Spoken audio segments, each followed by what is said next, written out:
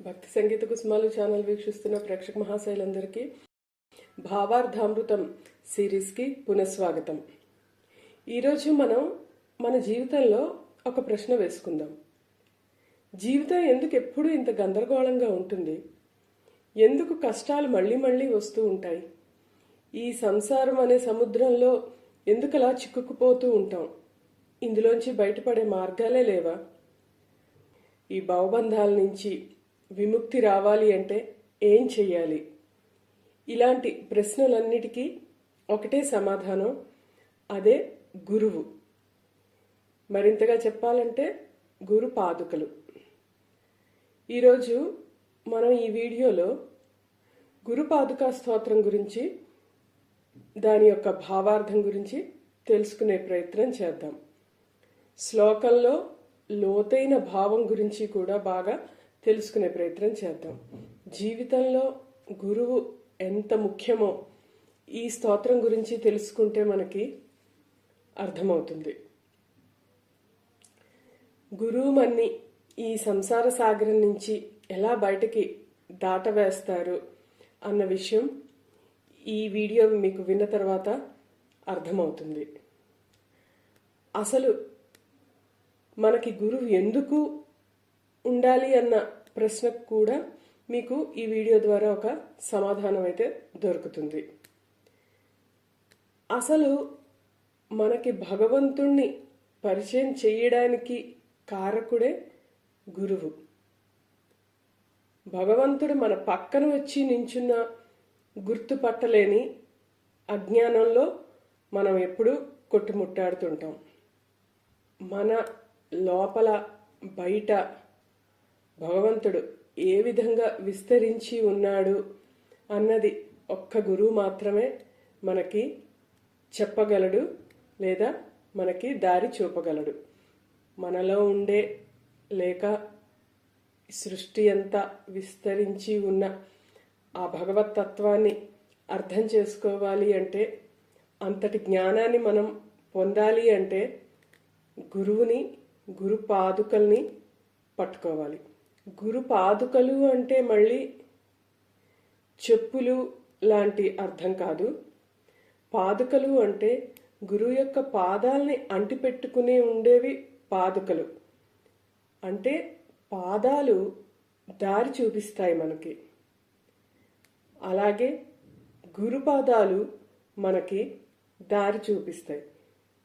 గురువు ఎల్లవేళలా మనతో ఉండలేరు కాబట్టి గురు పాదుకల్ని గురువుగా భావించి మనం పూజించాలి, విశ్వసించాలి.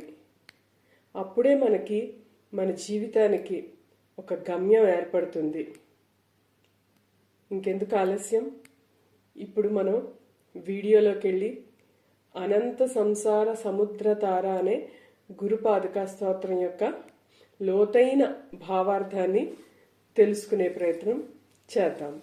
అనంత సంసార సముద్రతార నౌకాయితాభ్యాం గురు భక్తిదాభ్యాం వైరాగ్య సామ్రాజ్యద పూజనాభ్యాం నమో నమః శ్రీ గురు పాదుకాభ్యాం.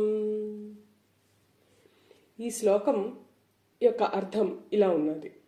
అనంత సంసార సముద్రం అంటారు కదా, మన జీవితం ఒక సముద్రం లాంటిది. అలలు అంటే కష్టాలు, బాధలు, భయాలు ఒక్కసారి వస్తే మళ్ళీ మళ్ళీ వస్తూనే ఉంటాయి. ఈ సముద్రాన్ని మనం ఒంటరిగా ఈదలేము అని ఈ స్తోత్రంలో చెప్పబడుతుంది. గురుపాదుకలు నౌకలుగా మార్చి మనల్ని ఈ అలల నుండి దాటిస్తాయి అని ఈ శ్లోకం యొక్క అర్థం. ఇక్కడ పాదుకలు అంటే కేవలం చెప్పులు కాదు, గురువు చూపించిన మార్గం, ఆయన ఇచ్చిన ఉపదేశం, ఆయన ఆశీర్వాదం, ఇవన్నీ కలిపితేనే గురు పాదుకలు. ఇంకా గురు భక్తిదాభ్యాం అంటే గురువు పట్ల భక్తి కలిగించే శక్తి కూడా ఈ పాదుకలకు ఉంటుంది. ఎందుకంటే భగవంతుడు మనకి ఎక్కడుంటాడో తెలీదు, దగ్గరలో ఉన్నాడో తెలీదు, దూరంగా ఉంటాడో కూడా తెలీదు. కానీ గురువు మాత్రం ఎల్లవేళలా మన ముందే ఉంటారు. అందుకే మనకి మన శాస్త్రాల్లో గురు బ్రహ్మ, గురు విష్ణు, గురుదేవో మహేశ్వర, గురు సాక్షాత్ పరబ్రహ్మ, తస్మై శ్రీ గురవే నమః అని చెప్పబడుతోంది. ఎందుకంటే భగవంతుని కంటే గురువే ముఖ్యం అని చెప్పబడుతోంది. భగవంతుడు కనిపించడు, కానీ గురువు మనకి జ్ఞానాన్ని అందించి ఆ భగవంతుడు ఎక్కడున్నాడు అన్నది మన మటుకు మనమే తెలుసుకునేలాగా గురువు మనకి జ్ఞానాన్ని బోధిస్తారు.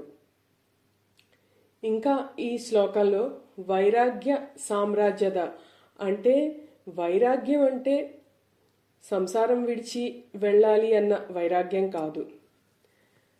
రాజ్యం అంటే ధనం, డబ్బు, స్థానం ఇలాంటివి అని మనం అనుకుంటాం.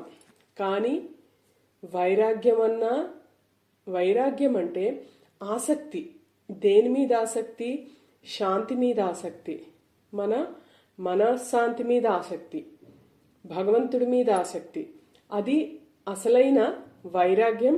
అదే అసలైన నిజమైన రాజ్యం కూడా. ఈ సంసారం నుండి బయటపడడానికి ఈ వైరాగ్యము మరియు ఈ రాజ్యము అవసరం. తప్పక ప్రతి మనిషికి, ప్రతి జీవికి ఉండాలి. అది చూపించే, ఆ దారి చూపించే వారే గురువులు. గురువు తప్ప ఇంకెవ్వరూ మనకి ఈ వైరాగ్యం అనే సామ్రాజ్యంలోకి తీసుకుని వెళ్ళలేరు. మళ్ళీ మనం వైరాగ్యం అనగా సంసారం విడిచి వెళ్ళడం కాదు, రాజ్యం అనగా డబ్బు, పరపతి, హోదా కాదు. వైరాగ్యం అంటే భగవంతుడి మీద ఆసక్తి, జ్ఞానం మీద ఆసక్తి, మనశ్శాంతి మీద ఆసక్తి. రాజ్యం ఇవన్నీ ఉన్నప్పుడు వచ్చేదే మనకి రాజ్యం. అంటే మన రాజ్యంలో మనమే రాజులం. మన ఆంతరంగిక రాజ్యంలో మనమే దానికి రాజులమవుతాం, స్వతంత్రులమవుతాము. అది మనకి చూపించేవారే గురువు. ఈ అనుభవంతో రచయిత ఈ శ్లోకాన్ని రాశారు. అనంత సంసారం నుండి దాటించే గురుపాదుకులకు నా కోటి కోటి నమస్కారములు అని ఈ శ్లోకం యొక్క అర్థం. విన్నారు కదా, ఎంత లోతైన భావం ఉన్నది ఈ శ్లోకంలో. మళ్ళీ వచ్చే ఎపిసోడ్లో 2వ శ్లోకం యొక్క భావార్థాన్ని తెలుసుకునే ప్రయత్నం చేద్దాం. మీకు గనక మా ఈ భావార్థామృతం సిరీస్ నచ్చినట్లయితే మా ప్లేలిస్ట్లోకి వెళ్ళి పాత వీడియోలను కూడా చూసి మీకు అందులో ఏ వీడియో నచ్చిందో దయచేసి కామెంట్ రూపంలో తెలియచేయగలరని ఆశిస్తున్నాను. మీకు గనక ఈ వీడియో నచ్చినట్టయితే ఒక లైక్ చేయండి, మీ వాళ్ళెవరికైనా షేర్ చేయండి. మీకు ఒకవేళ ఈ వీడియో బాగా నచ్చినట్టయితే ఓం శ్రీ గురుభ్యో నమః అని ఒక కామెంట్ చేయండి. దయచేసి సబ్స్క్రైబ్ చేసుకుని మా ఛానల్ని వీక్షించండి. ఓం శ్రీ గురుభ్యో నమః.